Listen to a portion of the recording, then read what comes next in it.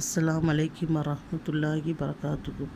இது உங்கள் இஸ்லாம் of unity channel. இந்த சேனலில் நம்ம பார்க்கக்கூடிய ஒரு சிறந்த திக்ரு என்னங்கிறது இன்ஷா அல்லாஹ் அல்லாஹ்வோட தூதர் நமக்கு சொல்லி கொடுத்துருக்காங்க. அது என்ன திக்ருங்கிறத இன்ஷா அல்லாஹ் நம்ம தெரிஞ்சுக்கலாம். அதாவது கேட்டிங்கன்னா, ஒரு முறை அல்லாஹ்வோட தூதர் நபிகள் நாயகம் ஸல்லல்லாஹு அலைஹி வஸல்லம் அவர்கள் சஹாபாக்களுடன் அமர்ந்திருக்கும்போது,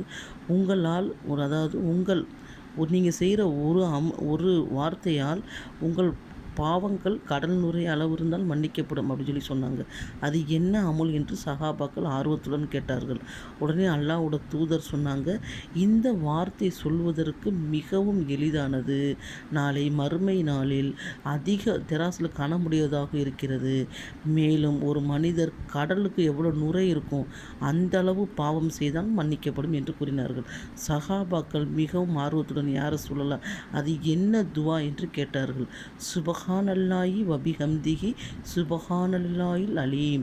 இந்த திக்ரை யார் ஒரு நாளைக்கு 100 முறை ஓதுறாங்களோ அவங்கள பார்த்தீங்கன்னா அல்லாஹ் சுபஹானத்தால் அதிக நன்மை உடையதாக ஆக்கிறான். மேலும் நாளை மறுமை நாளில் பார்த்தீங்கன்னா அந்த எடை நிறைக்கும் தெராசில் பார்த்தீங்கன்னா அதிக கனமுடையதாக இருக்குது. கடல் எவ்வளோ பெருசு, அதுக்கு எவ்வளோ நுரைகள் இருக்கும், அந்த அளவு ஒரு மனிதன் பாவம் செய்தாலும் அந்த பாவங்கள் மன்னிக்கப்படும் என்று கூறினார்கள். இந்த வார்த்தை சொல்வதற்கு மிகவும் எளிதான வார்த்தை.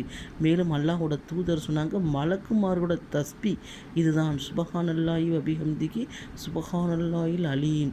அவர்கள் சாப்பிட்றதில்ல, தண்ணி குடிக்கிறதில்ல, உணவு எதுவுமே அருந்ததில்லை. அவரோட உணவு பானம் அனைத்தும் இந்த வார்த்தை தான்.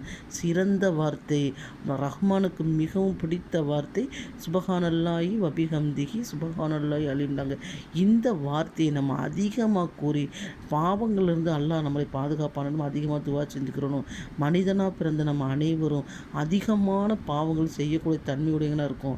அப்படி இருக்கிறப்ப நம்ம என்ன செய்யணும், இந்த பாவத்திலிருந்து நம்மளை மீட்பதற்கு இது போன்ற அல்லாஹ்வோட தூதர் நமக்கு சொல்லிக் கொடுத்த நிறைய துவாக்கள் மூலமும் திக்ருகள் மூலம் நம்ம பாவத்தை என்ன செய்யணும், கழிக்கக்கூடியவர்களாக இருக்கணும்.